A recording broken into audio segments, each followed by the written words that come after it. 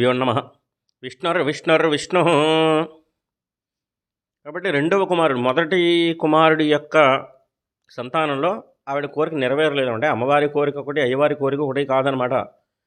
ఈ బ్రహ్మాండం మొత్తానికి కూడా మీరందరూ కూడా నా బిడ్డలే నాయన అని చెప్పడానికి ఒక చిన్న ఉదాహరణ చెప్తారనమాట. చిన్న పరీక్ష. అంటే అమ్మవారికి తెలుసు, అయ్యవారికి తెలియదని కాదు. ఇక్కడ అమ్మవారు అంటే అయ్యవారు, అయ్యవారు అంటే అమ్మవారు. పూర్వం ఒకనొక సందర్భంలో తారకాసురుడు అనబడేటటువంటి ఒక రాక్షసుడు ఉన్నాడనమాట. తారకాసురుడు ఆయన పేరు. ఈ తారకాసురుడు బ్రహ్మగారి గురించి గొప్ప తపస్సు చేశాడనమాట. ఆయన చరిత్రమంతా కూడా చాలా విశేషంగా ఉంటుంది. కానీ ఉన్న సమయ వ్యవధిలో ఈ తారకాసురుడి నుంచి మనం ప్రారంభం చేసుకుందాం. ఈయన బ్రహ్మగారి గురించి విపరీతమైనటువంటి తపస్సు చేశాడు. తపస్సు చేసేసరికి బ్రహ్మగారు ప్రత్యక్షమయ్యారనమాట. ఓ తారక, ఇంత గొప్ప తపస్సు చేశావు నా గురించి, ఏం వరం కావాలో కోరుకో అంటే, బ్రహ్మ సహజమే, నాకు మరణం లేకుండా ఉండాలి, అది కుదరదు నాయన, పుట్టిన ప్రతి జీవి గిట్టక తప్పదు, నీకు ఎలా మరణం సంభవించాలో కోరుకో అని చెప్పాడనమాట. ఊహలాగా స్వామి, సరే ఇప్పుడు అయ్యప్ప స్వామి ఏ విధంగా జన్మించాలని చెప్పి మహిషి కోరుకుందో అదే విధంగా ఈయన కోరుకున్నాడు అనమాట. కానీ ఈయన కోరికలో ఉండేటువంటి మార్పు ఏమిటంటే, శివపార్వతులు ఇద్దరి సమాగమం చేత ఒక బిడ్డ కలగాలి, కానీ స్త్రీ గర్భంలో ప్రవేశించకుండా ఆ పిల్లవాడి జన్మ పుట్టాలన్నమాట. ఇది ఎలాగ సాధ్యం స్వామి అంటే, శివపార్వతుల కలయిక జరగాలి, కానీ ఆ శివ తేజస్సు స్త్రీ గర్భంలో, పార్వతి గర్భంలో ప్రవేశపెట్టకూడదనమాట.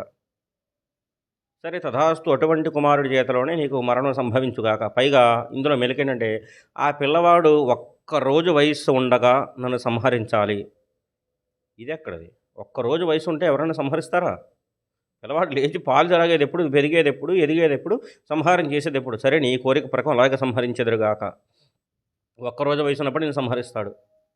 యథా ప్రకారం వరగర్వం చేత సమస్త లోకాలు ఈయన పీడించడం ప్రారంభించాడనమాట తారకాసురుడు. స్వర్గలోకం మీద దండెత్తాడు.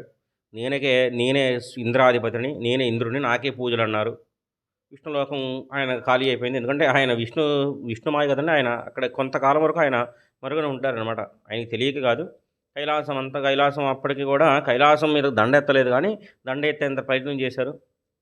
ఈలోగా భూమండలాన్ని అంతటిని కూడా విపరీతమైన కష్టాలు బాగా చేస్తున్నారు. 33 కోట్ల మంది దేవతలు ఆయన చేతిలో బందీలు అయిపోయారు అనమాట. ఆయన బయటకు వచ్చేటప్పుడు, ఏమి సూర్య అంత ఘోరంగా ప్రజృంభిస్తున్నావే, తగ్గించు నీ కాంతిని అంటే తగ్గించారనమాట. రోజు కొద్దిగా చల్లగా ఉందనుకోండి, ఈరోజు మనం ఫ్యాన్ వేసుకుంటాం. ఏమయ్యా వాయువు చల్లటి గాలింటే, ఆ ఇంట్లో ఏసీ ఫ్యాన్ ఎవరంటే వాయుదేవుడు, వరుణదేవుడు అనమాట. ఇంట్లో చక్కగా వంట బ్రాహ్మణుడు ఎవరంటే అగ్నిదేవుడు అనమాట. ఈ ఇంద్రాది అష్టదిక్పాలకులు ఆ గది పట్టిందనమాట. వాచ్మెన్ ఎవరయ్యా అంటే వీళ్ళే ఇంద్రాది అష్టదిక్పాలకులే. కాబట్టి వీళ్ళందరూ చేసే పనులు చేస్తూ ఉండగా మళ్ళీ రాత్రి వేళలో వెళ్ళి సంఖ్యలలో శిక్షలు అనుభవిస్తూ ఉండాలి చెరసాల్లో. అందుకే ఏదైనా ఈ పరిస్థితి ఏర్పడింది, ఏమి చేస్తాం? ఇందులో అందరికీ కష్టాలు వస్తున్నాయి అనమాట. వీడు సేవ చేసుకునేవాడు చేసుకుంటూ ఉంటే పర్వాలేదు, వాడికి మన సేవలను చేస్తున్న ఆలోచించి, కానీ రాత్రి వేళ ఈ బాధలను ఎవరు పడతారు? సేవలు చేసిన వారిగా శిక్షలు కూడా మనకేనా? సేవలానికి శిక్షణ మనకి. ఈ ఉపద్రవం నుంచి ఎప్పుడు గట్టెక్కిన మహానుభావ అని అందరూ ఒక చర్చ వేశారు, మీటింగ్ లాంటిది. ఆ చర్చిస్తూ ఉండగా అందులో బ్రహ్మగారు, నీకు పనిపాడు ఏముండదయ్యా బ్రహ్మ, ప్రతి వాడికి తపస్సు చేసిన ప్రతి ఒక్కడికి ఇలా వరాలు ప్రసాదిస్తావంటే మా పరిస్థితి ఏం కాదు. నువ్వు ఒక్కడికి ఇచ్చిన వరం వల్ల కాదు మాకు ఇంత ఉపద్రవం వచ్చింది. సరే పరిష్కారం కూడా నువ్వే చెప్పు. నేను పరిష్కారం ఏం చెప్తారా నాయన? ఇప్పటికే పార్వతీదేవి పరమేశ్వరుడి యొక్క వ్యవహారంలో తలదూచినందుకు మన్మధుడికి దేహం లేకుండా పోయింది. మన్మధుడే కాదు, మనందరి సలహా మేరకు వెళ్ళి బాణం వేయరా అంటే బాణం వేశాడు. కాబట్టి దేహం లేకుండా పోయిందిగా పరమేశ్వరుడు మూడవ కంటి మంట చేత. అప్పుడు ఇప్పుడు అలాగా మనందరికీ సమస్య అలాగా. ఇప్పుడు సమస్య మనం ఏం చేయలేము, ఒకడంటూ చేసేది కాదనమాట. పార్వతీ పరమేశ్వరులకి వివాహం అవ్వాలన్నమాట. అప్పుడు పార్వతీదేవి ఇంకా పుట్టనే లేదు. పుట్టిన తర్వాత దేవతల సహాయం ప్రకారం ఎప్పుడు ఈ తారకాసురుడు పుట్టింది ఎప్పుడు అంటే, పార్వతీదేవి పుట్టుకకు ముందు పుట్టింది, పెరిగింది. ఆవిడ పెరిగి పెద్ద అయ్యేలోపు తారకాసురుడు వీళ్ళందరినీ కూడా బంధించి శిక్షలు అమలు చేస్తున్నాడు. వాడే మహానుభావుడు అని చెప్పి శిక్షలు అమలు చేస్తున్నాడు. ఆవిడ పుట్టింది, పెరిగింది, యవనంలోకి వచ్చింది. ఈ స్త్రీ పురుష సమాగం చేత పరమేశ్వరుడికి భార్యాస్థానంలో నిలబడిందనమాట. వివాహమైన తర్వాత వీళ్ళందరూ చెరసాల్లో ఉన్నారు. ఏమి చేయాలో తెలియని పరిస్థితి. కొన్ని దివ్య సంవత్సరముల పాటు పార్వతీ పరమేశ్వరులు రతిక్రియలు చేశారు, జరిపించారు కైలాసంలో. ఎందుకంటే అది ఒకంతా వేదాంత రహస్యం. అది సామాన్య మానవులకు అందేటటువంటి స్థితి కాదనమాట. ఎందుకంటే ఉన్మేష నిమిషోత్పన్న విపన్న భువనావళి అంటే అమ్మవారు కళ్ళు మూసి కళ్ళు తెరిచేలోపు ఒక యుగం అయిపోతుందన్నమాట. అలాంటిది పార్వతీ పరమేశ్వరుల యొక్క ఒక పూటైతే వీళ్ళందరికీ కూడా కొన్ని దివ్య సంవత్సరములే. కాబట్టి వీళ్ళందరూ ఏం ప్రయత్నం చేశారంటే, సరే తారకాసురుడి కోరిక ఏమిటి? శివపార్వత సమాగం జరగాలి. కానీ స్త్రీ గర్భంలో పిల్లవాడు ప్రవేశపెట్టకుండా చూడాలి. ఎందుకంటే పార్వతి పరమేశ్వరుడి గొప్ప మహా తేజస్సు. పార్వతి ఇంకా మహాశక్తివంతురాలు. కనుక ఈ శివ తేజస్సు వెళ్ళి ఆ స్త్రీ గర్భంలో ప్రవేశించిందనుకో, ఈ 2 శక్తులు కలిపి మనకు మించినటువంటి వాడు మహాభయంకరుడు పుడితే, మహాశక్తి పుడితే అది బ్రహ్మాండం తట్టుకోలేదు. కాబట్టి మనం ఏం చేద్దామంటే, మనందరము దేవతలము కనుక శివ తేజస్సుని పార్వతీ గర్భవాసంలో ప్రవేశపెట్టవద్దు అని మనందరం అడుగుదాం. సరే అడుగుదామనేసరికి ఇంతమంది వేదం తెలుసుకున్నటువంటి వారు, ఇంతమంది విశేషమైనటువంటి వారు. ఎందుకంటే మన భాషలో చెప్పాలంటే ఇందులో వైద్యులున్నారు, లాయర్లున్నారు, జడ్జిలున్నారు. వీళ్ళందరికీ బుద్ధి జ్ఞానం ఉండక్కర్లేదురా? దంపతులు ఇద్దరు కలుస్తుంటే వాళ్ళిద్దరు కలవద్దని చెప్పడానికి మనమెవరం రా? ఇది ఏ శాస్త్రంలో అయినా ఉందా? పైగా వీళ్ళందరూ అనుకున్న నిర్ణయం ఏంటంటే, మన శక్తి ఉంది కదా, మనలో ఎవరికైనా సరే శివ తేజస్సునిస్తే పార్వతీ గర్భవాసం చేయకుండా మనలోనే ఎవరికైనా గర్భవాసం పెట్టొచ్చుగా అని వీళ్ళందరూ అనుకున్నారన్నమాట. ఇది ఎక్కడిది? ఒక భర్త యొక్క తేజస్సు భార్యగా మాత్రమే సొంతమై కోరుకుంటే ఆ తేజస్సుని మనలో పట్టుకుంటామా? ఏ స్త్రీకైనా అధికారం ఉంటుంది. ఆవిడకి తెలిస్తే ఏం మందలిస్తుంది ఆవిడ? మనకు ఆలోచన కూడా రాలేదు. వీళ్ళెందుకు ఆలోచన కూడా రాలేదు? ఎందుకంటే వీళ్ళందరూ శివమాయా మోహితులు అయిపోయారు. వీళ్ళందరూ ఆలోచన కూడా రాకుండా పోయింది వీళ్ళందరికీ. అంటే సుబ్రహ్మణ్యేశ్వర స్వామి జననం జరగాలి. ఆ జననం జరగాలంటే వీళ్ళెవ్వరికి ఆలోచన రాకుండా ఉండాలన్నమాట. సరే వీళ్ళందరూ కూడా వెళ్ళి కైలాస పర్వత స్థానం దగ్గర హర హర మహాదేవ శంభో శంకర పాహిమాం రక్షమాం అని చెప్పి పెద్ద పెద్ద గోల చేశారనమాట. భక్తవ శంకరుడు, భోలాశంకరుడు కనుక ఆయన దంపతుల మధ్య కలుస్తున్నా సరే ఈయన భక్తులు కానీ పిలిస్తే వెంటనే వచ్చేయాలన్నమాట. వచ్చి తీరవలసిందే. ఒకసారి ఇలాగే పార్వతీ పరమేశ్వరులు ఇద్దరు ఇదే సన్నివేశంలో ఎప్పుడు ఎవరైనా ప్రేమగా మాట్లాడుకుందాం ఉంటే చాలు. సరే సహజం కదండి. ఏ భార్యాభర్తలు ప్రేమగా మాట్లాడుకుంటే, అయ్యగారు లేరా అండి వచ్చానుకోండి, నీకు ఎప్పుడు పని పడలేదు, ఆయన రాక నా దగ్గర మాట్లాడడానికి వస్తాడు, ఇప్పుడే రావాలా అని ఆవిడ చిరాకిచ్చుకుంటుంది అనమాట. అలాగే దంపతుల మధ్యన ప్రేమగా మాట్లాడిన ఎవరైనా మొబైల్ రింగ్ అయినా ఎవరైనా డిస్టర్బ్ చేసినా కూడా ఎంతకలేని కోపం ముందు పురుషుడి కంటే కూడా స్త్రీకి వస్తుందన్నమాట. ఇలాగే అస్తమాని ఇలా పక్కకి వెళ్ళిపోతూ ఉంటాడని చెప్పి ఒకసారి కోపం వచ్చిందనమాట. మీరు అస్తమాని ఎవడో ఒకడు భక్తుడు తపస్సు చేయడం, వాడి గురించి మీరు వెళ్ళిపోవడం, నాతో ప్రేమగా గడిపిన సందర్భాలు ఏమున్నాయి? ఆవిడ మందలిచ్చింది. మా అన్నయ్యని చూసి నేర్చుకోండి. ఎప్పుడు పడితే ఎవరికి పడితే వాళ్ళకి వరాలు ఇచ్చేస్తుంటారు. మా అన్నయ్య ఒక వరం ఇచ్చాడంటే దాంట్లో చాలా రకాలైనటువంటి లొసుగులు ఉంటాయి. మీరెప్పుడు ఇలా వరాలు ఇచ్చేస్తూ ఉంటారని చెప్పి చెప్పిందనమాట. ఇప్పుడేం ఉపద్రవం వచ్చింది? ఎందుకు వెళ్ళిపోతారంటే ఏమీ లేదు, పలానా భారతదేశంలో తెలుగు రాష్ట్రంలో ఉన్న విజయవాడ నగరంలో ఒక మాస్టర్ గారు ఉన్నారు. ఆయన నా గురించి కోరుకుంటున్నాడు, వెళ్ళక తప్పట్లేదన్నాడు. సరే వెళ్ళండి, విజయవాడగా నేను కూడా పక్కనే ఉంటానని చెప్పి వెళ్ళామని పర్మిషన్ ఇచ్చిందనమాట. ఇద్దరు దంపతులు అనమాట. ఇద్దరము వృద్ధ దంపతులు. ఇద్దరు కూడా ఈ భర్త కంటే భార్య కొంచెం ఆ రోజుల్లో కొద్దిగా 10-15 ఏళ్ళు చిన్న వయసు అనమాట ఆవిడకి. ఇద్దరు కూడా మంచిగా, ఈయనేమో మంచి ఏదో ఒక వృత్తిలో రిటైర్మెంట్ అయిపోయిందనమాట. ఈ జాబ్ చేసినంత పర్యంతం కూడా ఎక్కడికి భార్యకి ఏ ఒక్క గుడికి కానీ, గోపురాలు కానీ, పార్కు కానీ ఎక్కడికి తీసుకెళ్ళిన దాఖలాలు లేవు ఎక్కడా కూడా. ఆవిడకేమో నేను ఎప్పుడు కాశీ వెళ్తానో, ఎప్పుడు శ్రీశైలం వెళ్తానో, ఎప్పుడు ఇంద్రకీలాద్రి కొండ చూస్తానో, ఊళ్ళో ఉన్న కూడా ఎప్పుడు తీసుకెళ్ళేదామో, ఎప్పుడు పని తిరుగుతూ ఉండేవాడు. ఇది ఎక్కడ భర్త అని చెప్పి మనసులో అనుకుంటూ ఉండేది. పైగా మాత్రం కాళ్ళకి నమస్కారం చేస్తూ ఉండేది. ఇద్దరి భక్తికి కూడా ఒకసారి ఆవిడ భక్తికి మెచ్చి పరమేశ్వరుడు ప్రత్యక్షమయ్యాడనమాట. అమ్మ, ఇంతకాలం పాటు గొడ్డు చాకరీ చేసావు నీ భర్తకి, నీ భక్తి ఎంత సేవ తల్లి, ఎక్కడ బతికి ఒంట్లో ఒప్పుకున్నంతసేపు ఎక్కడికి నువ్వు వెళ్ళగలేవు కనుక నీకు ఏదైనా వరం కావాలంటే కోరుకో, నేను ప్రసాదిస్తాను అని చెప్పాడనమాట. ఎందుకంటే నిత్యం 300 రోజులు నాకు అన్నం పెడతావు, దీపం పెడతావు కదా, నీకేదైనా వరం కావాలంటే కోరుకో అంటే ఈవిడ వెళ్ళి భర్తకు చెప్పిందనమాట. ఏవండీ పరమేశ్వరుడు వచ్చాడు. ఇలాగ నీకేమైనా వరం కావాలని కోరుకో. మన ఇద్దరికీ కూడా వరాలు ప్రసాదిస్తా అన్నాడు. ఈవిడ మనసులో కోరిక ఈవిడ చెప్పిందనమాట. స్వామి మహానుభావ మేము మా ఆయన జాబ్‌లో ఉన్నంత సేపు మేము ఎక్కడ కూడా వెళ్ళలేదు. ఆ వృత్తిపరంగానే జీవితం అంతా కూడా గడిచిపోయింది. ఏ పుణ్యక్షేత్రం తిరగలేదు. ఎక్కడ ఏమి తిరగలేదని చెప్పి మాకు చిన్న కోరిక. ఆసేతి హిమాచల పర్యంతము గూడా పుణ్యక్షేత్రాలన్నీ గూడా సందర్శించేటట్టు మాకొక టికెట్ లాంటిదో, రసీదు లాంటివి ఇవ్వండి. అది ఎక్కడిది ఇంకా దానికి తిరుగుండకూడదనమాట. సాక్షాత్తుగా ప్రైమ్ మినిస్టర్ సిగ్నేచర్ లాంటిది అయ్యుండాలి. ఇది ఎక్కడికి చూపిస్తే ఎక్కడికైనా మమ్మల్ని ఆపకూడదనమాట. ఎక్కడికి వెళ్ళినా సరే మీరా అని మాకు సకల రకాల సౌకర్యాలు చేసి మాకు సకల రకాల అన్ని దగ్గర అన్ని సౌకర్యాలు ఉండేలాగా చేయండి పుణ్యక్షేత్రాల వరకు అని చెప్పిందనమాట. సరే అదంతా భాగ్యమమ్మా. నీకొక కార్డ్ లాంటిది ఇచ్చాను. దాని మీద స్కానర్ ఉంటుంది. ఆ స్కానర్ చూపించావంటే నువ్వు ఇక ఎక్కడికి వెళ్ళినా సరే నీకు అడ్డు ఉండదు. ఒక చిన్న కార్డ్ లాంటిది ఇచ్చేసాడు ఆవిడకి. సరే మరి మా ఆయనకి కూడా మీ ఇద్దరం భార్యాభర్తలు కదండి. భర్తలో సగం భార్యలో సగం భర్త కదా. మరి ఆయనకి కూడా సరే ఏమయ్యా మీ ఆవిడ ఈ కోరిక కోరుకుంది. నీకేదైనా కోరిక ఉందా అంటే సరేనండి నాకు కోరిక ఉంది. నాకు పెద్దగా కోరికలేమి లేవు. కొద్దిగా పక్కకు రండి ఆవిడ వినకూడదని చెప్పాడనమాట. ఇదెక్కడ గోల? సరే కొంచెం పక్కకు రండి. దానిది అసలే పాము చెవులు. అది ఏందంటే కొంపలు అంటుకుంటాయి. ఇంకా కొంచెం పక్కకు రండి. రండి చెవు పెట్టండి అని చెప్పాడు. చెవు పెట్టాడు ఈయన. ఈయనేం చెప్పాడంటే నాకు కూడా అదే కోరికండి. నాకు కూడా ఈ పుణ్యక్షేత్రాలు ఇవన్నీ తిరగాలని మా భార్యకున్న కోరిక నా కోరిక గూడా.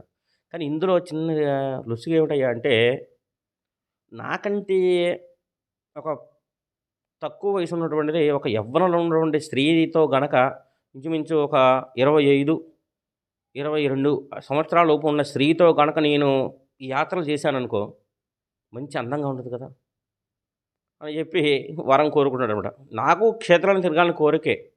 కాబట్టి నాకంటే కొద్దిగా యవ్వనంలో ఉన్నటువంటి స్త్రీతో నేను ఈ యొక్క భోగభాగ్యాలు అనుభవించాలి అని చెప్పి ఈ యొక్క క్షేత్రాన్ని తిరగాలని చెప్పి కోరికన్నాడు. సరే తథాస్తు అని చెప్పాడనమాట. ఆవిడేం కోరుకుంది, మా ఆయన ఇప్పుడు ఈ వయసు ఎంతైతే ఉందో అంతే వయసుతో నేను వయసు గురించి ప్రసక్తి లేదు. మా ఆయనతోనే నేను ఈ క్షేత్రాలని తిరగాలని కోరుకున్నాననమాట. సరే తథాస్తు ఇద్దరి కోరికలు నెరవేరుగాక అని చెప్పి ఆయన మాయమైపోయాడనమాట. ఆయన ఎప్పుడైతే మాయమైపోయాడో ఈయన వయసు అలాగే ఉండిపోయింది. ఈయన వయసు ఇంచుమించుగా 80 ఏళ్ళు ఉండిపోయినాయి. కానీ ఈ భార్య వయసు మాత్రం ఇంచుమించుగా 25, 22కి వచ్చేసిందనమాట. ఈయన నరాలన్నీ కాళ్ళు చేతులు వణికిపోతున్నాయి. కానీ ఆవిడ వయసు మాత్రం పెరిగిపోయిందనమాట. ఆవిడ వయసు తగ్గిపోయింది. ఈయన వయసు పెరిగిందనమాట ఇంకా. కాబట్టి ఈయన మాత్రం వయసుకు వెళ్ళినా సరే తాతగారు అనుకుంటున్నారు తప్ప ఎవరు భార్య అనుకోవట్లా. ఏ క్షేత్రానికి వెళ్ళినా ఈయనకి నడుము నొప్పునో, కాళ్ళు నొప్పులో అనుకుంటూ తాతగారు రండి అని అనుకున్నా. ఏమమ్మా బుద్ధి జ్ఞానం ఉండకల్లా ఆయన తీసుకుని ఈ వయసులో క్షేత్రాలు అవసరమా? నువ్వు ఒక్కదాన్ని వెళ్ళొచ్చుగా. లేదా మీ ఆయన తెచ్చుకోవచ్చు అంటే ఈయనే మా ఆయన చెప్తే ఆయన అందరూ తిడుతున్నారు. బుద్ధి జ్ఞానం ఉండక్కర్లేదయ్యా. ఈ వయసులో నీకు ఇంతటి యవ్వనం పడుచు బెల్లం కావాల్సి వచ్చిందా అని చెప్పి ఆయన మందలిస్తున్నారు తప్ప ఈవిడెవరు అనట్లేదనమాట. అనవసరంగా పరమేశ్వరుడితో పెట్టుకున్నారా నాయనా? భగవంతుడు అంటే ఏమిడు అనుకున్నాను తప్ప నేను సామాన్యం అనుకోలేదు. వరం కోరుకునే ముందు ఆలోచించవలసింది. నా వయసు మా వయసు లాగా మా ఆవిడ పెరిగిపోయింది. పోనీ దాంతో క్షేత్రానికి వచ్చిన మావిడ వయసుతో ఉన్న దాంతో క్షేత్రానికి వచ్చిన ఒక ఆనందం ఉండేది. ఇప్పుడు వీళ్ళందరూ ఇదేమో నోరు మూసుకొని కూర్చోదు. అందరికీ మాయని చెప్తుంది. అందరూ వచ్చి నన్ను తిట్టడం అయ్యే ఈ క్షేత్రానికి వచ్చిన. పరమేశ్వర క్షమించవయ్యా అని చెప్పి క్షమాపణ చెప్పుకున్నాడనమాట. సరే అలాగే ఈ పరమేశ్వరుడు కూడా ఒకసారి ఆ సభను ఆ యొక్క రతికేసి బయటకు వచ్చాడనమాట. ఏమిటి మీ యొక్క ఆవేదన అని చెప్పి అడిగారు. ఇది స్వామి పరిస్థితి. మీ శివ తేజస్సుని ఈ యొక్క పార్వతీదేవిలో ప్రవేశపెట్టవద్దు అని చెప్పి అడిగారనమాట. సరే భోలాశంకరుడు, భక్తవ శంకరుడు భక్తులు అడిగినటువంటి కోరిక నెరవేర్చకుండా ఉండకూడదు. కానీ అయినా ఒక్క క్షణం సరే శివ తేజస్సు దాని స్థానం నుంచి కదిలిపోయింది. మరి ఎవరికి ఇవ్వమంటారు ఇప్పుడు? అది భూమి మీద పడిందంటే భూమి బద్దలైపోతుందన్నమాట. దాన్ని ఎక్కడా వదిలిపెట్టకూడదు. దాన్ని పట్టుకునే మహానుభావుడు ఎవరైనా ఉంటారా అని చెప్పి అడిగారనమాట. ఏం లేక ఏమి స్వామి? ఉన్నారు, తప్పకుండా ఉన్నారు. అంతటి వేడితో ఉంటుందంటున్నారు కదా, అంత తేజస్సుతో లోకానంతటికి వేడినిచ్చేవాడు, వెలుగునిచ్చేవాడు, అంతటి వేడిగా ఉండేటువంటి ఎవడు? అగ్నిదేవుడు. అగ్నిదేవ తీసుకోవయ్యా శివతేజస్సున్నాడు. మంత్ర పురస్కరంగా ఆయన శివ తేజస్సును అందుకున్నాడు అనమాట. ఆయన దేహంలో ప్రవేశపెట్టేసరికి సరే తదాస్తు అని చెప్పి అక్కడి నుంచి ఆయన వెళ్ళిపోయాడు అనమాట.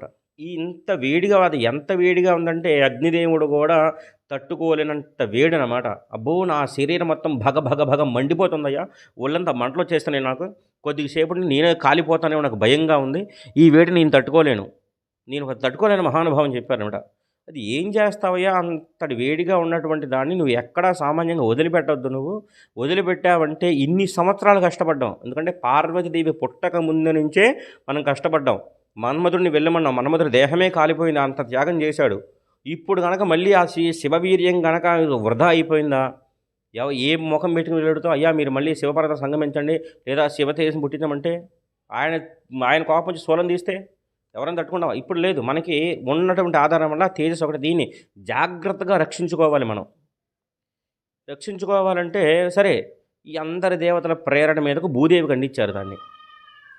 ఆవిడ సేపు కొద్దిసేపు పట్టుకున్నదనమాట. నిలబడిసరికి ఈలోపు పార్వతీదేవికి ఏమైందని చెప్పి అక్కడికి వచ్చిందనమాట. దేవతలందరం ఇంకా చూసింది. ఎక్కడ లేని కోపం వచ్చిందనమాట. రుద్రాణి అయిపోయింది ఆవిడ. కళ్ళని ఎర్రటి నిప్పు కణికల్లాగా ఎర్ర కణికలు అయిపోయినాయి. నిప్పు కళ్ళు. భద్రకాళి స్వరూపం మరలా ఉద్భవించింది అనేటువంటి స్వరూపంలో ఆవిడ అయిపోయిందన్నమాట స్వరూపం. ఎందుకంటే భార్య ఏనాడైనా సరే తన స్థానంలో వేరొక స్త్రీని ఊహించుకోవడం కూడా చేయదన్నమాట. నా మా చెల్లెళ్ళతో సమానం, మా అక్కగారితో సమానం, మా అమ్మలాంటితో సమానం, మా వదినతో సమానం ఉంటారు. కానీ ఈవిడ నా భార్యతో సమానమని ఆవిడ దగ్గర ఎవరన్నా అంటే ఊరుకోగలదా?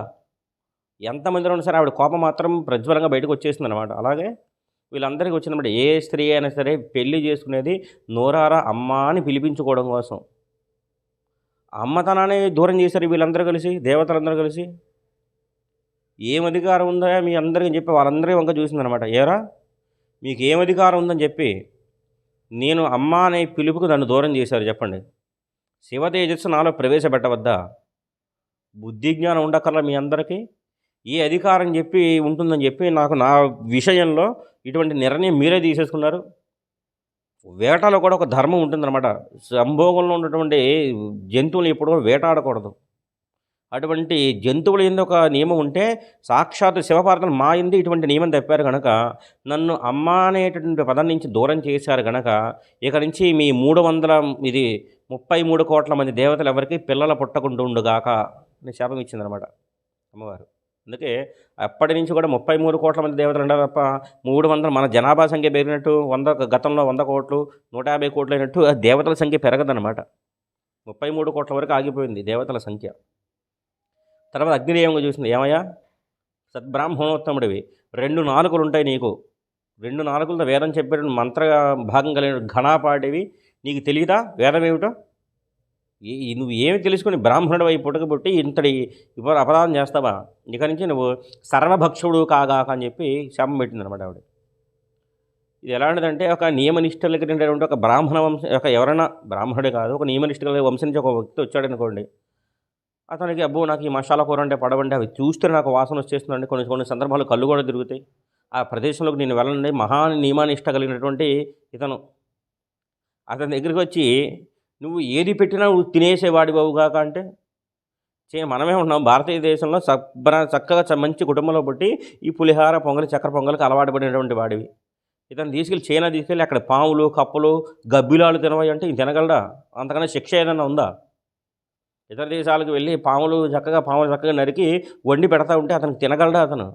ఇది ఎక్కడ దౌర్భాగ్యం తల్లి, నేను తట్టుకోలేని తల్లి, దీనికన్నా చావడం ఏమనుకుంటే నువ్వు చావవు, కానీ నీ ముందు ఏది పెట్టా నువ్వు తినేదవు కాక శవాలు తింటూ బతుకు అని చెప్పి శాపం పెట్టిందనమాట అమ్మవారు. అందుకే అగ్నిదేవుల్లో ఏ పదార్థం వేసేయండి మీరు దహించుకుపోతుందనమాట. అది కాదు ఇది కాదు, చచ్చిపోయిన ఎలగ తెచ్చి అందులో వేసేసేయండి, పావును తెచ్చి వేసేసేయండి, ఏది వేయండి అది కాలిపోతుంది. శవాలన్నీ కూడా అగ్నిలోగా దహించుకుపోయేది. అవి కాలిపోతున్నాయి అంటే అగ్నిదేవుడు మనం స్వీకరించినట్టు కదా మనం భావించేది. కాబట్టి ఆ సందర్భంలో ఆయనకి వర్తించిందనమాట. భూదేవి వంకు చూసిందనమాట. ఇంకా ఆవిడ ఆగ్రహం తట్టుకోలేకపోయింది. ఏమే నీకు మాత్రం బుద్ధి జ్ఞానం ఉండక్కర్లా? వీళ్ళందరూ చెప్తే నీ బుద్ధి ఏమైంది? నా స్థలంలోకి నువ్వు వద్దామని నువ్వు భావించావా ఏమిటి? నా భర్త దేశం నువ్వు పట్టుకోవడానికి నీకు ఏ అధికారం ఉందని చెప్పి ఆవిడకి శాపం ఇచ్చిందనమాట. నీకు అంతటి ఒళ్ళు తీటగా ఉంది కాబట్టి నీకు ఇక నుంచి అనేక మంది భర్తలు లభించెదరుగాక నీ భూదేవికి శాపం ఇచ్చిందనమాట. పైగా ఇందులో విచిత్రం, ఇంకా ఆవిడ కోపం తగ్గగా నీకు అనేక మంది భర్తలు ఉన్నప్పటికీ కూడా నీ కొడుకులే నీ భర్తలు అయిపోదురుగాక అని చెప్పి శాపం ఇచ్చిందనమాట. ఇది ఎక్కడ విచిత్రం అండి? కొడుకుల భర్తలు అయిపోవడం ఏమిటి? అనేక మంది భర్తలు ఎలాగలో వస్తారంటే అనుకోవచ్చు. ఇది ఎలాగంటే ఉదాహరణ నేనే కష్టపడి సంపాదించి అంటే ఎవరి మీద పెట్టకుండా ఉంటా. ఉదాహరణకు నా మీద పెట్టుకున్నాను అనుకోండి ఏ గోల ఉండదు. నేను కష్టపడి సంపాదించి ఒక భూమి రిజిస్ట్రేషన్ చేయించుకున్నానండి. ఒక ఇన్ని గజాల, ఇన్ని ఎకరాల భూమిని. భూమిని రిజిస్ట్రేషన్ చేయించుకుని ఆ భూమి మీద సర్వ హక్కులు నావే ఉంటాయి. వేరొకడు వచ్చి ఆ భూమిలో అడుగు పెడతానికి వెళ్ళేది నా పర్మిషన్ ఉంటే తప్ప. ఇంకా భూమి మీద సర్వ హక్కులు ఆ భూమిలో నేను గెంతొచ్చు, దొల్లొచ్చు, మలమూత్ర విసర్జన చేయొచ్చు, గొయ్యి తవ్వుకోవచ్చు, మంట రాల్చుకోవచ్చు, నా ఇష్టం వచ్చినట్టు చేయొచ్చు. ఇంట్లో ఇల్లు కట్టుకోవచ్చు, ఏదైనా గుడి కట్టుకోవచ్చు, నా ఇష్టం. ఆ భూమి మీద సర్వాధికారం నాది కాబట్టి నేను భూపతిని. భూపతి అంటే భూమి మీద సర్వాధికారములు కలిగినటువంటి వాడనమాట. భూమికి భర్తతో సమానం అక్కడ.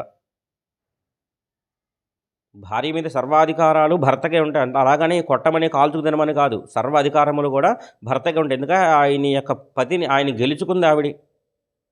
ఆవిడని గెలుచుకున్నాడు ఈయన. ఆవిడ సర్వాధికారాలు భూపతి కాబట్టి భూమికి భర్తతో సమానమే. పైగా విచిత్రం ఏంటయ్యా అంటే కొంతకాలానికి నేను చచ్చిపోతాను. చచ్చిపోయిన తర్వాత నా ఆస్తి అంతా ఎవరికి వెళ్తుంది? నా కొడుకులకు వెళ్తుంది. కాబట్టి వాడు భూపతే. ఎంతకాలం నా కొడుకుగా ఉన్నాడు. కాబట్టి నాయన నీ భూమి నీ కన్నతల్లి లాంటిది. నువ్వు దీన్ని ఎప్పుడు కూడా నీ అధికారం ఏమీ ఉండదని చెప్పి వాడికి చెప్పగలను నేను చచ్చిపోయినా సరే నా కొడుకు సర్వాధికారం అంటే వాడు భూపతే. అందుకే రామచంద్రమూర్తి రాశీభూతమైనటువంటి ధర్మం అని ఎందుకంటారో తెలుసా అండి? సీతమ్మ వారు పక్కన ఉండేది ఎంతకాలం? రాజారాముడు కానంత వరకే అన్నమాట. కానీ రాముడు పట్టాభిషేకం అయిపోయిన తర్వాత రాజారాముడు గనక అయిపోతే భూపతి అయిపోతాడు ఈయన రామచంద్రమూర్తి. భూమికి భర్తతో సమానం అనమాట. భూపతి అయినప్పుడు రామచంద్రమూర్తి పక్కన సీతమ్మ వారు ఉంటే గనక కూతురు వరుస అయిపోతుంది అక్కడ. కూతురు ఎందుకంటే భూమిలోంచి ఉద్భవించింది సీత. సీత భూమిలోంచి ఉద్భవించింది కనుకనే రామచంద్రమూర్తికి రాజారాముడు కానంత వరకు సీతమ్మ ఉండొచ్చు. సీతమ్మ రాజు అయినా కూడా పక్కన ఉంటే కూతురు అయిపోతుందమ్మా. ఇక్కడ ధర్మం తప్పిపోతుందమ్మా. ఇక్కడ నుంచి నువ్వు నా పక్కన ఉండొద్దు. అంతే తప్ప ఎవరో ఏదో కూశారని, ఏదో రామచంద్రమూర్తి మీద నింద చేశారని కాదు, సీతమ్మ మీద నింద చేశారని కాదు పంపించింది. ధర్మ ప్రధానం ఇక్కడ.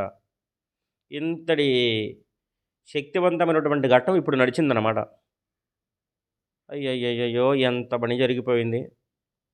ఈ కొన్ని సంవత్సరములు బట్టి ఆ తారకాసురుడు పెట్టేటువంటి బాధలన్నీ మనం భరించాం. భరించి ఇంతకాలం మనం శ్రమపడ్డాం. పిల్లవాడు పుట్టలే కదా, శాపాలు వచ్చినాయి మనకి. ఇప్పుడు ఏం చేస్తాం? మనకు ఎంత శక్తి ఉంటే మాత్రం ఏం చేస్తాం? ఎందుకంటే వైద్యుడి దగ్గర ఎన్ని రకాల పరికరాలైనా ఉండొచ్చు, ఎంత విద్య అయినా ఉండొచ్చు. పరికరాలకు లేకపోతే ఆయన ఏం చేయగలడు? మందులే లేకపోతే ఆయన ఏం చేయగలడు? మన దగ్గర ఇప్పుడు వైద్యులు ఉన్న విద్య తెలుసు, కానీ మనకి పిల్లలు పుట్టే అవకాశం లేదు. ఏం చేస్తాము? ఇంకేం చేస్తాం? తారకాసుడే మహానుభావం అని చెప్పి వాడికి వెళ్ళి పాదాభివందనం చేయండి. వాడు భిక్ష పెడితే భిక్ష, శిక్ష వేస్తే శిక్ష అనుకుంటున్నారు. భూదేవి గట్టి గట్టి కేకలు వేయడం మొదలుపెట్టింది అనమాట. మీ దుంపలు తెగ, మీ మాట విని నేనేదో సామాన్యంగా భావన చేసి ఈ శివ తేజస్సుని నేను పట్టుకున్నా. ఆ శివ తేజస్సుని నా శరీరం మొత్తం దహించుకుపోతుంది. నేను తట్టుకోలేను ఆయన. భూమి బద్దలైపోతుంది. పార్వతీదేవి శాపాలు పక్కన పెట్టండి, ముందు నేనే దహించుకుపోతున్నా. భూమి బద్దలైపోతుంది, చాలా బరువుగా ఉంది, నా వల్ల కావట్లేదు చెప్పి. అమ్మమ్మమ్మ ఎంత పని జరిగిపోయిందమ్మా, నువ్వు పట్టుకోలేవా? అంత బద్దలైపోతుంది, అంత వేడి. ఇప్పుడు శివ తేజస్సు సామాన్యంగా లేదు. పార్వతి అమ్మవారి కోపం కొద్దిగా తగ్గినాకుతానే సరే శివ తేజస్సు కనుక మనం జాగ్రత్తగా కాపాడుకోగలిగితే అందులో నుంచి పిల్లవాడు పుట్టే అవకాశం ఉంటుంది. ఇదంతా ప్రక్రియ దేనికంటారు? ఇదంతా పిల్లవాడు పుట్టేదానికి. ఇప్పుడు మన వైద్యులు చేయట్లా టెస్ట్ ట్యూబ్ బేబీస్. అందులో అగస్య మహాముని మొట్టమొదటి టెస్ట్ ట్యూబ్ బేబీ అయితే ఆయనకంటే ముందు పుట్టి ఉద్భవించినటువంటి వాడు సుబ్రహ్మణ్యేశ్వర స్వామి. ఇదంతా ప్రక్రియ మొత్తం అందుకే అనమాట. ఈ శివ తేజస్సును, శివవీర్యాన్ని జాగ్రత్తగా సంరక్షించాలి. మరి ఈ శాపం ఎవరికి వర్తించకుండా ఉంటుంది? సామాన్య మానవ స్త్రీలో ప్రవేశపెడదామనుకుంటామా? అది మానవ స్త్రీలు దాన్ని తట్టుకునే శక్తి ఉండదు. ఎవరికి మరి అంటే ఒక్క మార్గం ఉంది నాకు తెలిసి. హిమవంతుడికి 2 కుమార్తెలు. పెద్ద ఆవిడ గంగ, రెండో ఆవిడ పేరు పార్వతి. పెద్ద ఆవిడ అక్క కాబట్టి ఎంత లేదైనా సరే భరించాడు కాబట్టి, భర్త కాబట్టి అక్కకి సంతానం కలిగితే అక్క బిడ్డలు నా బిడ్డలు అనేటువంటి మమకారం పార్వతి కూడా ఉంటుంది. ఆవిడికి శాపం వర్తించదు. కనుక మనం వెళ్ళి ఆవిడ పాదాలు పట్టుకుందాం, నమస్కరిద్దాం. మన బాధని కన్న తల్లితో చెప్పుకున్నట్టు చెప్పుకుందాం. అంటే సర్వపాప విమోచన కదా గంగ. ఆవిడ గంగమ్మకి వెళ్ళి మన బాధ చెప్పుకుంటే ఆవిడ కొద్దిగా ఉపశమనించగలుగుతామని. సరే ఎవరు వెళ్తామంటే సరే అగ్నిదేవుడు అందరూ కూడా నమస్కరించి హిమాచల పర్వత ప్రాంతాలకు వెళ్ళి ఆవిడ పాదాలు బట్టి వాళ్ళ బాధ చెప్పుకున్నారనమాట. చెప్పుకుంటే అంతే, అదెంత భాగ్యం నాయన. తప్పకుండా చెప్పి గంగ కూడా ఏదో సామాన్యంగా భావించి ఆవిడ తీసుకుందనమాట. వీళ్ళ మనసులో కొద్దిగా కుదుట పడ్డాయి. అయ్యా పర్వాలేదే, కొంతకాలానికి 6 నెలలకో, 9 నెలలకో లేదా సంవత్సరానికి పిల్లవాడు పుడతాడు కదా! వాళ్ళు పిల్లవాడు పుట్టిన వాళ్ళకి సంహారం చేస్తాడు కదా! ఇంతకాలం భరించాం. ఇన్ని ఏళ్ళు భరించాం. ఒక ఏడాది భరించలేమా? పోనీలే హమ్మయ్య! జరిగితే జరిగింది గానీ, అగ్ని మనకు మంచే జరిగిందిలే. ఏది జరిగినా మన మంచికే అంటారు కదూ! అది మన మంచికే అనుకుందాం అన్నాడు. అది మన మంచికే అనుకున్నారండి వీళ్ళందరూ గూడా. కాబట్టి వీళ్ళందరూ ఆ పర్వతం దిగి వచ్చేస్తున్నారు. పెద్ద పెద్ద కేకలతో పైనుంచి గంగ అమ్మవారు అరుపులు మొదలుపెట్టిందనమాట. నాయనా నన్ను రక్షించండి, కాపాడండి అని చెప్పి పెద్ద పెద్ద కేకలనమాట. ఏమైందబ్బా అని చెప్పి వాయుదేవుడు వెళ్ళి చూసారనమాట. ఏమైందంటే, అమ్మో! ఇప్పటివరకు గంగలో ఉండేటువంటి 90% నీరు ఈ వేడికి ఆవిరైపోతుంది. ఇలాగే నేను శివదేశుని గనక పట్టుకుంటే నేను ఉండలేను. నేను భరించలేను ఈ వేడిని. నన్ను క్షమించండి. ఈ యొక్క శివ తేజస్సును నేను నీళ్ళలో వదిలిపెట్టేస్తాను. నన్ను క్షమించండి. నన్ను వదిలేసేయండి. నన్ను వదిలేసని చెప్పి ఆవిడ పెద్ద పెద్ద కేకలనమాట. ఆ వార్త తీసుకొచ్చి వీళ్ళకి చెప్పాడనమాట. అరెరెరెరే! ఎంత పని జరిగిపోయిందిరా నాయనా! ఇన్ని శాపాలు పడింది, ఇన్ని సంవత్సరాలు వాడు పెట్టిన బాధలు అనుభవించింది ఇందుకా మనం? శివ తేజస్సు గనక నేలపాలైపోతే ఇంకేమన్నా ఉందా? అయ్యయ్యయ్యో! ఇంతకాలం పార్వతీదేవి పెట్టిన శాపాలు మనం భరించేది ఇందుకా? ఆ శివ తేజస్సు గనక ఎందుకు పనికి రాకుండా పోతే మనం ఏం సమాధానం చెప్పగలం? మహానుభావ మమ్మల్ని క్షమించు మహానుభావ, వీళ్ళందరూ ఆర్తితో హర హర మహాదేవ శంభో శంకర అని చెప్పి నమస్కరించిన మనసులో అది ఏమైపోతుందో అని కంగారు ఒక బాధ. ఎన్ని రకాల ఆలోచన వీళ్ళ మనసులో మెదలాయంటే, మళ్ళీ శివపార్వతుల సంగమం జరిగేదెప్పుడు? ఆ శివదేశం నుంచి ఉద్భవించినటువంటి సంతానం పుట్టేదెప్పుడు? లేదా పార్వతీ గర్భవాసం చేసి ఆ పిల్లవాడు పుట్టేదెప్పుడు? ఈయన అసలే దక్షిణామూర్తాయే. ఒకసారి వైరాగ్యం వచ్చిందంటే మళ్ళీ జన్మలోకి రాడు సంసారంలోకి. ఆయన వెళ్ళి శివదేశాన్ని భరించేదెప్పుడు? ఈ గంగ ఎప్పుడు? ఈ పిల్లని పుట్టేదెప్పుడు? పార్వతీదేవికి పిల్లలు పుట్టేదెప్పుడు? ఆ పుట్టిన పిల్లవాడిని చెప్పి ఎప్పుడు ఒక్క వయసు ఉండగా పెరిగేదెప్పుడు? ఇదంతా ఇంత కష్టపడింది దేనికి? మన ఇంటి దగ్గర ఎంత వైద్య విధానం ఉన్నా, ఎంత కొన్ని రకాల పరికరాలున్నా మనం పిల్లవాడిని ఇప్పుడు మనం ఈ శివదేశ గనక వృధా అయిపోతే మనం భరించలేం అని చెప్పి ఎన్నో రకాల ఒక్కొక్క దేవత మనసులో ఒక్కొక్క ఆలోచన మెదులుతూ ఉందనమాట. మీ ఆలోచనలు తగలయ్యా నేనేం సస్తుండే అని చెప్పి గంగ పైనుంచి కొండ పర్వత ప్రాంచి ఒక్కసారి దూకేసిందనమాట. అంటే గంగ ప్రవాహం జల్లుమని దూకేసరికి వీళ్ళ ముఖాలందరి మీద గంగ ప్రవాహం ఒక్కసారి జల్లిందనమాట. గంగ పరిగెడుతోంది ముందున. ఆవిడ వెనకాల సూర్యనారాయణమూర్తి, చంద్రుడు, అష్టదిక్పాలకులు, ఇంద్రాది అష్టదిక్పాలకులు, సమస్త దేవతామూర్తులు తిరుగుతున్నారు. ఎక్కడ వదిలిపెడుతుంది ఆ శివతేజస్సు ఏమవుతుందో అనేటువంటి ఆలోచన, ఆతృత, కంగారనమాట. తిరుగుతోంది. అగ్నిదేవుడు కంగారు పడుతున్నాడు. భూమాత కంగారు పడుతుంది. భూమి మీద వదిలిపెడితే భూమి బద్దలైపోతుంది. భూమి మీద వదిలిపెట్టకూడదు. ఆకాశంలోకి విసరలేదు, అది వాయువుతో సమానం అనమాట. కాబట్టి తిరిగి ఇంకా ఓపిక నశించిపోయి అక్కడ పెద్ద ఒక సరస్సు ఉందన్నమాట. ఆ సరస్సులోకి దగ్గరికి వచ్చేసి అది నేలకి తగలకుండా ఒక దర్భలు ఉంటాయన్నమాట. ఆ దర్భను తీసుకొచ్చి ఆ దర్భల మీద పెట్టి వదిలేసిందనమాట. వదిలేసరికి అరెరెరే! నేలపాలైపోయింది, నీటిపాలైపోయింది శివతేజస్సు అంతా కూడా అని చెప్పి చాలా దిగాలుగా ముఖం పెట్టున్నారు. ఇంకా పరిగెత్తి ఇంకా ఓపిక నశించిపోయి రన్నింగ్ ఆపేసినటువంటి రన్నింగ్ ఛాంపియన్‌లాగా గంగమ్మ కూడా అలాగా భావించిందనమాట. రొప్పుతా ఉందనమాట. నిరాశతో వీళ్ళందరూ వెనుదిరిగారనమాట. వెనుదిరిగేసరికి ఒక్కసారి ప్రళయ తాండవంలోంచి ఉద్భవించినటువంటి రుద్రుడా అనేటువంటి విధంగా ఒక పెద్ద ప్రపంచమే బద్దలైపోతుందా అనేటువంటి విధంగా ఒక గొప్ప చప్పుడనమాట. ఈవిడబ్బా ధ్వని అని వెనక్కి తిరిగి చూశారు. కళ్ళు తెరిచి చూద్దామంటే సూర్యనారాయణమూర్తి అంతటి వాడు కళ్ళుకి చెయ్యడ్డు పెట్టుకుని చూసేటంతటి వెలుగనమాట. ఉద్యద్భాను సహస్రాభ చతుర్బాహు సమన్వితాయ నమో నమః అనేటటువంటి గొప్ప వెలుగనమాట. కళ్ళు తెరిచి చూడలేకపోతున్నారు, చెవులతో వినలేకపోతున్నారనమాట. దేవదుందువులు మొత్తం బ్రహ్మాండంలో ఉండేటటువంటి దేవదుందువులు మొత్తం ఒకేసారి మ్రోగిస్తే మంగళవాద్యాలు మొత్తం ముగిస్తే ఎంతటి వెలుగు ఎంతటి చప్పుడు వస్తుందో అంతటి మంగళ ధ్వని అనమాట. ఆ ధ్వనులన్నీ ఒకేసారి ప్రకంపన చెందుతున్నాయి అనమాట. వినలేకపోతున్నారు, చూడలేకపోతున్నారు. దగ్గరికి అడుగు వేద్దామంటే ఈ కాంతి ఆ ప్రవాహం నుంచి ఇలాగ పడుతూనే ఉందన్నమాట. ఏమిటో ఈ తేజస్సు తెలియలేకపోతుంది. ఎందుకు ఇంతటి తేజస్సు? సూర్యనారాయణ మూర్తి వాడు అంతటి వాడు అవాక్కైపోతున్నాడు అనమాట. అలా చూస్తూ ఉండగా ఆ ప్రవాహంలోంచి ఆ రెల్లు దర్భలలోంచి 6 తలలతో ఉన్నటువంటి శిశువు కింద పడ్డాడనమాట. ఒకే శిశువుకి 6 తలలు. 6 తలలతో మహానుభావ శరణ శరణ మహానుభావ ఓం శ్రీ శరవణ భవాయ నమ. ఓం శ్రీ శరవణ భవాయ నమ. ఓం శ్రీ శరవణ భవాయ నమ. ఓం శ్రీ శరవణ భవాయ నమ. ఓం శ్రీ శరవణ భవాయ నమ. ఓం శ్రీ శరవణ భవాయ నమో నమ అని చెప్పి సమస్త దేవతామూర్తులు కూడా 6 సార్లు ఆయన శరవణ భవాయ నమ అని చెప్పి మంత్రాన్ని చెప్పారనమాట.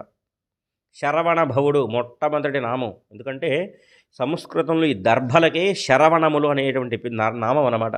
శరవణములు అంటే దర్భలు అన్నమాట. ఈ శరవణములు అనేటువంటి దర్భలకు ఉన్నటువంటి పేరే, ఈ దర్భలకు ఉన్నటువంటి పేరే శరవణములు అంట. ఆ దర్భల్లోంచి ఉద్భవించాడు కనుక దర్భలు ఎంత పవిత్రమైనటువంటివో అంతటి పరమ పవిత్రమైన స్వరూపమే ఈ కార్తీక సుబ్రహ్మణ్యేశ్వర స్వామి. బ్రహ్మగారు మొట్టమొదట వచ్చాడనమాట. సాధారణంగా పిల్లలు పుడితే వాడి చక్కగా ఎత్తుకుని బొగ్గలకు ఇలా అనిపిస్తుంది అనమాట. వారి చిన్ని చేతులు, చిట్టి కాళ్ళు, ఆ బొగ్గులో పాలు గారే బొగ్గులు చూస్తే బొగ్గలకు ఇలా అనిపిస్తుంది. కానీ బ్రహ్మగారు అంతటి వాడు 4 తలలతో వేదాన్ని రచించేవాడు, 4 తలలతో మన తలరాతని రచించేటటువంటి వాడు. అంతటి బ్రహ్మజ్ఞాని కూడా ఎంతటి బ్రహ్మజ్ఞాని అయ్యా మహానుభావుని చెప్పి ఆయనకి తెలియకుండా 2 చేతుల దగ్గరికి వచ్చేసి నమో నమ శరవణ భవాయ నమ అని చెప్పి ఇలా నమస్కరించాడనమాట. శుద్ధమైనటువంటి బ్రహ్మజ్ఞానం కలిగినటువంటి వాడు మహానుభావుడు పుట్టాడు, జన్మించాడు. కాబట్టి శుద్బ్రాహ్మణేశ్వరుడు, శుద్ధమైన బ్రహ్మతత్వం కలిగిన శుద్బ్రాహ్మణుడు, బ్రహ్మతత్వం కలిగినటువంటి వాడు సుబ్రహ్మణ్యేశ్వరుడు అని నామకరణం చేశాడు ఆయన. పుట్టిన వెంటనే మహానుభావుడై ఉన్నాడు. వెంటనే పిల్లవాడికి పాలు తాగించాలి కదండి. ఈ ఒక సామాన్య స్త్రీ అయితే ఒక స్తనువుతో ఒక పిల్లవాడికి పాలు తాగించవచ్చు. కానీ పుట్టిన పిల్లవాడు 6 తలలతో ఉన్నాడు అనమాట. 6 తలలతో ఉన్నాడు. వీడికి ఎలా పాలు తాగించాలని చెప్పారనమాట. అప్పుడు ఈ ఇంద్రాది దేవతలను కూడా కృత్తికా నక్షత్రాన్ని పిలిచారనమాట.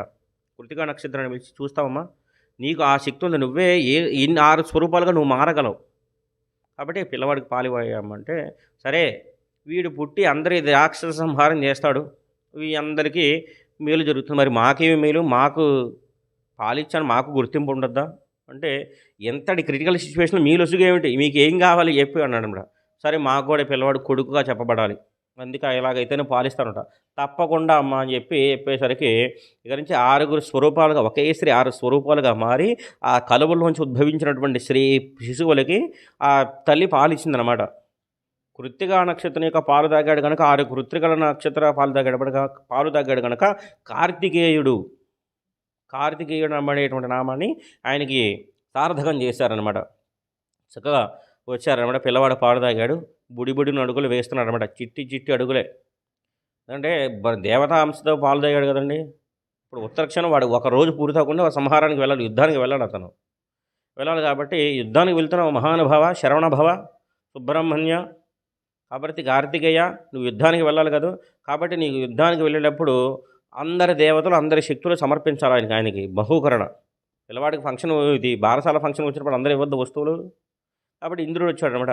నాకు 1000 కళ్ళు కదా, ఆ 1000 కళ్ళకు ప్రతిరూపంగానే నీకు ఒక నెమలి వాహనాన్ని బహుకరిస్తున్నాను. ఇంద్రుడి యొక్క సమస్త శక్తులు నీకు దారపోస్తున్నాను మహానుభావ. కాబట్టి ఈ 1000 కన్నులకు ప్రతిరూపంగా 1000 కన్నులతో ఉన్నటువంటి నెమలి వాహనాన్ని ఆయన బహుకరించాడనమాట. నెమలి వాహనం మీద ఎక్కి కూర్చున్నాడు అనమాట.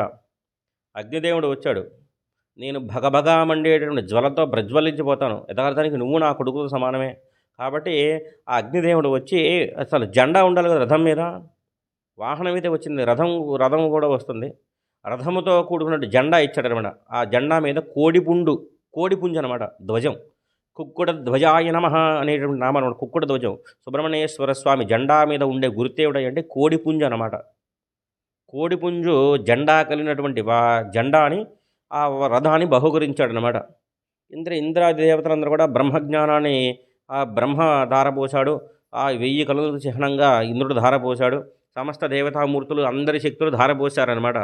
కాబట్టి ఆఖరిలో వచ్చిందనమాట, అయ్యో నా బిడ్డని, వీడు మీ బిడ్డని ఎంత అనుకున్నా సరే వీడు నా బిడ్డ, తప్పుకోండి నాయన, తప్పుకోండి మా అబ్బాయి. ఓ రే ఎంత బాగున్నారా, ఎంత అల్లారు ముద్దుగా ఉండని చెప్పి, నా వరాల మూటే, నా వజ్రాల కొండ అని చెప్పి అమ్మ చక్కగా దేహం అంతా ముద్దులాడేసేవాడిని. ఏనన్నా యుద్ధానికి వెళ్తున్నావా?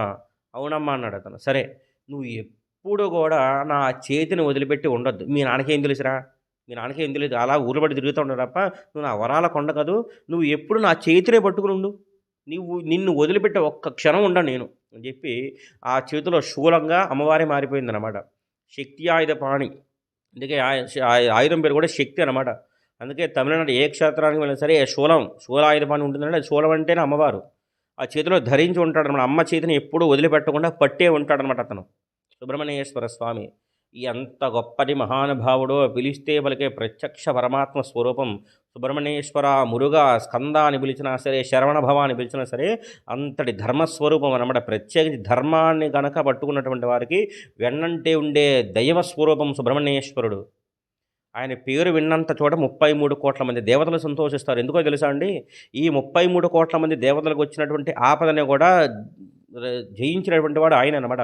ఈయన గనక యుద్ధానికి వెళ్లకుండా ఉంటే గనక మన యొక్క దేవతల యొక్క పరిస్థితి వేరేగా ఉండేదనమాట. యుద్ధానికి వెళ్ళాడు ఒకరోజు. ఆ యుద్ధంలో అబ్బో ఏమి యుద్ధం తల్లి, ఏమి యుద్ధం, భయంకరమైన యుద్ధం అనమాట. ఆయన పెట్టిన భిక్ష కదండి. ఈ తారకాసురుడి మెడలో ఒక శివలింగాన్ని ధరిస్తే ఆ శివలింగాన్ని తన బాణంతో కొడితే ఆ శివలింగం 5 క్షేత్రాలు పడింది. ఆంధ్ర రాష్ట్రానికి పెట్టిన ఆంధ్ర రాష్ట్రం ఇచ్చిన అత్యద్భుతమైనటువంటి క్షేత్రాలు పంచారామాలు అంటారు. ఆ శివలింగ ముక్కలే 5 చోట్ల పడ్డాయి కాబట్టి పంచారామాలు. అమరలింగేశ్వరుడు, అలాగే కాకానిలో ఈ లింగేశ్వరుడు, కొన్ని పంచారామాలు ఉంటాయి కదా.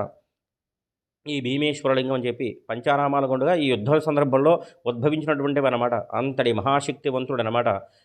ప్రత్యేకించి సుబ్రహ్మణ్యేశ్వర స్వామి ఆరాధన అంటే ధర్మానికి ప్రతిరూప, అంతటి ధర్మస్వరూపము, అంతటి త్యాగమూర్తి, జ్ఞాన వైరాగ్యాలకి ప్రతీక అనమాట. అంతటి విశేషమైనటువంటి శక్తి అనమాట. తల్లిదండ్రుల ప్రేమ పరిపూర్ణంగా పొందగొరిగినటువంటి వాడు మహానుభావుడు. పైగా ప్రతి ఇంట్లో కూడా పెద్దవాడి కంటే చిన్నవాడికి ఎక్కువ అలకలు ఉంటాయన్నమాట. ఎప్పుడు అన్నయ్యకి ఇస్తారు, నాకేం ఎవరా, ఈ అలక భావన కూడా ఈయనకే ఉంటుందన్నమాట. ఎందుకంటే గణపతికి ఆ గణాధిపత్యం ఇచ్చిన తర్వాత వినాయక చవితి కథ అందరికీ తెలిసిందే కదమ్మా. భూమి చుట్టూ అంతా కూడా ఎవరైతే 3 ప్రదక్షిణలు చేసి వస్తారో వాళ్ళకి గణాధిపత్యం ఇస్తానని చెప్పి స్వామివారు చెప్తారు వినాయక చవితి కథలో. అది చెప్పినప్పుడు ఈయన ముందు నెమల వాహనం మీద ఈయన వెళ్ళిపోతాడు. ఈ గణపతి బుద్ధితో ఆలోచించి కార్యాన్ని సిద్ధిస్తాడనమాట. ఆ యొక్క ప్రదక్షిణ మహిమ చేత ఏ క్షేత్రం దగ్గరికి వెళ్ళినా సరే తనకంటే అన్నయ్య ముందు స్నానం చేసినట్టు, అన్నయ్య ముందు ఆ యొక్క దేవదర్శనం చేసినట్టు కనిపించింది అనమాట. తిరిగి అలిసిపోయి ఇక్కడికి వస్తానమాట. అసలు యథార్థంగా రైలు టికెట్లు ఛార్జీలు పెట్టుకుని తిరిగింది నేనైతే, వీడేమి ఎక్కడికి కూర్చొని ఇంతటి ఫలాన్ని సాధిస్తాడా, నాకొద్దు, నాకు ఎందుకు వచ్చిన జ్ఞానం అలిగి వెళ్ళిపోయి పళని క్షేత్రంలో నివాసమై ఉంటాడనమాట. అందుకే ఇప్పటికి కూడా పళనిలో జ్ఞానబోధ చేసేవాళ్ళగా చిన్న గోచి పెట్టుకుని చక్కగా శిరోమండనం చేయించుకుని చక్కగా గుండు కొట్టించుకుని దండాయుధ పనిగా ఉంటాడనమాట. నాకు ఏం అక్కర్లేదు, జ్ఞానం బోధిస్తూ ఉంటాను, నేను జ్ఞానినయ్యా అని చెప్పి. చూశాడా చిన్నపిల్ల స్వరూపం, కానీ జ్ఞానం బోధించడంలో అంతటి మహాశక్తి సంపన్నుడు అనమాట. అక్కడి పళనివేల్ మురుగునకు కాబట్టి అంతటి మహాజ్ఞానైక మూర్తి దండాయుధ పనిగా అక్కడే ఉంటాడు. దండం పట్టుకుని అక్కడ సన్యాసి రూపంలో ఉంటాడు. ఇంకొకసారి ఆయన సర్పరూపంలో కూడా దేవస్థానం కొన్ని సందర్భాలు తిరుగుతారనమాట. ఇంతటి బ్రహ్మజ్ఞాని కదా, బ్రహ్మగారు అంతటి వాడు ఆశీర్వదించాడు కదా. ఒకసారి ఈయనకి కొద్దిగా ఎంతవాడైనా సరే ఎంతవాడిగానే కొన్ని ఒకసారి ఉంటుంది కదా వ్యాపక అంత వెర్రి. సుబ్రహ్మణ్యేశ్వర స్వామి ఒకసారి ఇంతమంది పొగుడుతున్నారు నన్ను, ఇంతమంది పొగిడేసరికి నాన్నగారి దగ్గరికి వెళ్దాం చెప్పి, నాన్నగారు మీరు ప్రణవస్వరూపమే మీరు, కాబట్టి ప్రణవానికి అర్థం చెప్తారన్నారు. అంటే ఓంకారానికి అర్థం. సరే ఆయన ఒక అర్థం చెప్పారు. ఇంతకంటే నాకున్న జ్ఞానంతో కొద్దిగా చెప్పమంటారా అన్నాడు. సరే చెప్తాను నాన్న అని చెప్పి. మరి చెప్పేవాడు ఎప్పుడు పైనుండి కూర్చోవాలా, కింద కూర్చోవాలి కదా మీరు అని కొండ కింద స్థానంలో ఈయన కూర్చోబెట్టాడు అనమాట. పై స్థానంలో ఆయన కూర్చొని కొండ కింద స్థానంలో ఈయన కూర్చోబెట్టి నేను బ్రహ్మజ్ఞాన బోధ చేస్తాను అని చెప్పి ప్రణవానికి అర్థం చెప్పాడనమాట. నాకు గుర్తున్నంత వరకు తిరుగుతున్నాను పలినాం క్షేత్రాల్లో. ఆయన కొండ కింద కూర్చోబెట్టాడు, ఈ కొండ పైన కూర్చొని ప్రణవార్థాన్ని చెప్పాడనమాట. చెప్పేసరికి మహానుభావుడు, నా గురుస్వరూపం ఉంటావు నువ్వు, కొడుకువైనా సరే కానీ ఈ సందర్భంలో మాత్రం నా గురువే అని కొండ కింద నేను కూర్చుంటా, కొండపై నువ్వు కూర్చొని చెప్పి అందరికీ జ్ఞానబోధ చేయను ఆయన అని చెప్పి అక్కడ చెప్పాడనమాట. ఇతరికి మహాజ్ఞాన స్వరూపంతో ఆయన కొలువుదీరు ఉన్నాడనమాట. తండ్రి గారే మెచ్చుకున్నాడు ఒకసారి. ఇంకా తలకెక్కింది కొంచెం. బ్రహ్మగారి దగ్గరికి వెళ్ళి, hi Brahma, how are you కాబట్టి ఆయన ప్రణవానికి అర్థం చెప్తామని అడిగానమాట. పాపం ఆయన తోచినదా అని చెప్పాడు. పాపం వయసు మలిగిపోయి చక్కగా గడ్డాలు పెరిగిపోయి ఇంకా దగ్గుతూ పాపం నాకు బీపీ షుగర్ కూడా వచ్చిందిరా నాయన, నేను గట్టిగా నీకు అంత గొప్పగా చెప్పాలంటే అది వెర్రి, నీకు అంతా ఇంత జ్ఞానం వచ్చింది, ఇంత బ్రహ్మజ్ఞానం ఉన్నవంట వాడివి, నీవే ప్రణవానికి అర్థం తెలియదు అని చెప్పారనమాట. వెంటనే తండ్రి వచ్చి నివారించాడు. నీకు ఎంతటి విద్య అయినా ఉండొచ్చు, ఎంతటి జ్ఞానమైనా ఉండొచ్చు, ఎంతటి బలమైనా ఉండొచ్చు, ఎంతటి ఐశ్వర్యమైనా ఉండొచ్చు, కానీ నీకంటే వయసులో పెద్దవాళ్ళైనటువంటి వారిని గౌరవించడం నేర్చుకో. అది నీ కర్తవ్యం, నీ బాధ్యత అది. ఆయన ఇచ్చిన వరాలకు అనుగుణంగా నేను నేను కొన్ని కొన్ని సందర్భాల్లో అవతారం ధరిస్తాను. దశావతారాలు వచ్చినాయి అంటే ఆయన ఇచ్చిన వరాలు. అంతటి మహానుభావుడు. ఆయన్నే నువ్వు ఎగతాళిగా తీసుకున్నావు. నేను గనక శిక్ష వేస్తే చాలా కఠినంగా ఉంది సుబ్రహ్మణ్య, నీకు నువ్వే శిక్ష వేసుకో. ఇక నుంచి ఈ ప్రవర్తనను మార్చుకో. ఇంత జ్ఞానం ఉండి కూడా సర్పంలాగా నువ్వు ప్రవర్తించావంటే నన్ను క్షమించండి నాన్నగారు. నిజమే. నాకు ఈ అహంకారాన్ని ఎందుకు వచ్చిందో తెలియదు. కానీ ఈ అహంకారం తొలగించుకోవడం ఇంతటి జ్ఞానం ఉండి కూడా ఇటువంటి ప్రవర్తన చేశాను గనుక నేనే భూలోకంలో కొంతకాలం పాటు సర్పాకృతిలో తిరుగుతాను నేను. సర్పాకృతిలో తిరుగుతానని చెప్పి సర్పరూపంలో ఆయన తిరిగాడనమాట. అందుకే కాళహస్తి క్షేత్రంలో ఒక విచిత్రమైన పేరు చెంగల్వరాయుడు ఆయన పేరు. కాళహస్తి క్షేత్రంలో చెంగల్వ పూలు ఉండేటటువంటి పరిసర ప్రాంతాలు ఆయన తిరిగాడనమాట. అక్కడ తిరుగుతూ ఉండగా అగస్త్య మహాముని యొక్క కొడుకు జాతకంలో రాహుకేతువుల దోషం చేత చనిపోయాడనమాట. అగస్త్య మహాముని యొక్క కొడుకు. ఈ అంతటి అగస్త్య మహాముని కొడుకు ఇలా చనిపోయి బాధపడతా ఉండే అక్కడ చెంగలవరాయి సందుకు వచ్చి బాధపడేసరికి ఏమీ బాధపడకయ్యా, ఈ క్షేత్రంలో గనక నువ్వు కాళహస్తి క్షేత్రంలో గనక నువ్వు సుబ్రహ్మణ్యేశ్వర స్వామి అనుగ్రహం వల్ల రాహుకేతువులు కనుక పూజ కనుక చేయించుకున్నట్టయితే రాహుకేతు సర్పాల దోషం మొత్తం కూడా తొలగిపోయి నీకు అనుకున్నటువంటి కోరిక నెరవేరుతుందని చెప్పి ఆశీర్వదించిన వాడు చెంగల్వరాయుడే. ఎందుకంటే అందుకే కాళహస్తి క్షేత్రం రాహుకేతువుల పూజలు ఎందుకు జరుగుతాయంటే ఈ సుబ్రహ్మణ్యేశ్వర స్వామి అనుగ్రహం వలన. అంతటి మహాజ్ఞానైకమూర్తి మరలా అగస్త్య మహాముని అక్కడ తపస్సు చేసి ఆ యొక్క రాహుకేతులు పూజ చేయడం వల్ల చనిపోయినటువంటి కొడుకు మరలా జన్మించాడనమాట. అతనికి మరలా బ్రతికాడు. అంతటి అనుగ్రహ ప్రదాత, అంతటి జ్ఞానైకమూర్తి. ఇన్ని విశేషంలో 6 తలలు ఉంటాయి అన్నమాట ఆయనకి. 6 తలలు. షణ్ముఖుడు ఆయన పేరు. షణ్ముఖ చూస్తారు చూసారా, షణ్ముఖాయ నమః అంటే 6 తలలు. 6 తలల స్వరూపంలో నువ్వు ప్రతి క్షణము నిన్ను రక్షిస్తానే ఉంటా. ప్రతి క్షణము నేను గమనిస్తానే ఉంటాను. ప్రతి క్షణము కూడా, ప్రతి నిమిషము, ప్రతి గంట, ప్రతి గడియ కూడా నేను చూస్తూనే ఉంటాను. నా పాదాల బట్టి నమ్ముకున్నటువంటి వాడికి. ఎందుకో తెలుసా షణ్ముఖుడు అంటారు. ఎందుకంటే మనకి ఎన్నండి ఈ యొక్క ఇది ఋతువులు 6 ఋతువులు. గ్రీష్మ ఋతువు, వర్ష ఋతువు, శరదృతువు, శిశిర ఋతువు, ఇలాగ 6 ఋతువులు ఉంటాయి కదా. 6 ఋతువులకు ప్రతిరూపమే 6 తలలు అన్నమాట. ఆయన ఉండేటటువంటి నెమలి వాహనం మీద ఈ ప్రకృతికి సంబంధించినటువంటి చిహ్నాలన్నీ ఉంటాయి. నెమలి ఈక చూడండి మీరు, అది ఎన్ని రకాలతో మెరిచిపోతూ ఉంటుందో. అందులో ఒక రంగు అంటే ఏం చెప్పగలరు మీరు? ఇంద్రధనస్సులో ఉండే రంగులన్నీ అందులో ఉంటాయి. కాబట్టి ఆ ఇంద్రధనస్సుకి సంకేతమే నెమలి వాహనం. అంటే ప్రకృతిని నేనే అని చెప్పడానికి ఆ ప్రకృతి స్వరూపంగా నెమలి వాహనం ఉంటుందన్నమాట. ఆ నెమలి వాహనం కిందే ఒక సర్పాన్ని ఆ నెమలి కాళ్ళకు తొక్కి పట్టుకుని ఉంటుందన్నమాట. ఆ తొక్కి పట్టుకోవడం దేనికంటే నా పాదాలను ఆశ్రయించిన ఉన్నటువంటి వాడికి ఎటువంటి భయములు కూడా ఉండవన్నమాట. పాము భయానికి సంకేతం అన్నమాట. ఇంట్లో ప్రశాంతంగా నిద్రపోతున్నామండి మనమే, ఏదో ఒక సర్పం వచ్చింది, ఉలిక్కిపడి లేచి అమ్మో పాము వెళ్ళిపోయిందని చూసుకుంటాం కదా. అది మన ఎదుటే వచ్చి ఒక పాములు పట్టేవాడు వచ్చి తీసుకెళ్ళిపోయినా సరే రాత్రంతా 2 రోజులాగా నిద్ర పట్టదు. మళ్ళీ ఎట్నుంచి రాదు కదా, కిటికీలో దూరలేదు కదా అని భయపడతానే ఉంటారన్నమాట. నా భయం అంతా కూడా మీ భయాలన్నీ కూడా నా పాదాల వెంటే ఉంటాయి. నేను భయాన్ని తొక్కి పట్టి కూర్చుంటా. నా పాదాలు ఆశ్రయించినటువంటి వాడికి భయాలు ఎందుకు ఉంటారా నాయన? కాబట్టి భయాలన్నీ కూడా నేను దూరం చేసేస్తాను. అంతటి మహాజ్ఞానైక స్వరూపం అన్నమాట. అంతవరకు ఎందుకంటే ఇప్పటి వరకు కూడా అరుణాచలం తూర్పు గోపురం మీద రక్షించి ఎదురకుండా ఉండే సుబ్రహ్మణ్యేశ్వర స్వామి దేవస్థానమే కదా. ఒక వ్యక్తి అరుణగిరినాథన్ అనుకుంటా నాకు గుర్తున్నంత వరకు. అరుణగిరినాథన్ అనేబడేటువంటి ఒక వ్యక్తి ఒక చెడు వ్యసనాల పాలై విపరీతంగా స్నేహితుల బట్టి బాగా చెడు వ్యసనాల పాలైపోయాడు అనమాట. తల్లిదండ్రులు లేకపోయినా సరే అతన్ని పెంచిన ఒక అక్కగారే పాపం డబ్బుల కోసం అని చెప్పి డబ్బులను ప్రతి నిత్యం ఇస్తూ ఉండేది. అక్కగారిని ఎంత కొట్టినా తిట్టినా కన్న బిడ్డలాగా సాగిందనమాట ఆవిడ. ఒకసారి ఇంకా ఆవిడ హృదయం అంతా కూడా నశించిపోయి ఇంకా ఆవిడ ప్రేమ చచ్చిపోయి, ఏమరా తల్లిదండ్రులు లేకపోతే నిన్ను కన్న బిడ్డలాగా నేను సాకాను, నన్నే కొడుతున్నావు నువ్వు, ఎందుకురా ఇటువంటి జన్మ అని ఆవిడ మనస్ఫూర్తిగా బాధపడేసరికి ఇతని మనసులో ఆలోచన కలిగిందనమాట. ఆలోచన కలిగి నేను చనిపోతానని చెప్పి ప్రయత్నం చేశాడు. ఎలా చనిపోదాం? అరుణాచలేశ్వర శిఖరం నుంచి నేను దూకి చచ్చిపోతాను. 14 అంతస్తుల శిఖరం. అంతటి శిఖరం నుంచి దూకితే ఇంక మనిషి అనేవాడు దొరుకుతాడండి? శిఖరం దగ్గరికి వెళ్ళి దూకేద్దాం అనుకున్నాడు. దూకేశాడు వెంటనే. వెంటనే ఉత్తరక్షణం ఆయన మనసులో కలిగినటువంటి ఆలోచన ఏమిటంటే, ఎన్నడూ కూడా నేను భగవంతుడి దర్శనం చేయలేదు. ఏనాడు ఒక దేవాలయానికి వెళ్ళలేదు. ఎందుకంటే దూకే లోపే మనసులో ఆలోచన కలిగిన ఆలోచన అనమాట. ఎన్నడూ భగవంతుని నమస్కరించలేదు.